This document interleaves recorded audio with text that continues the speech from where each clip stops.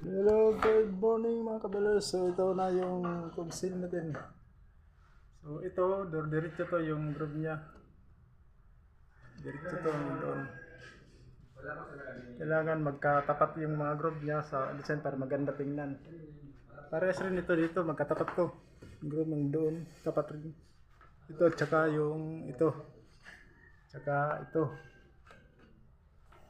Itong groove din ng center cove natin, katapat rin yan doon. Katapat rin yan.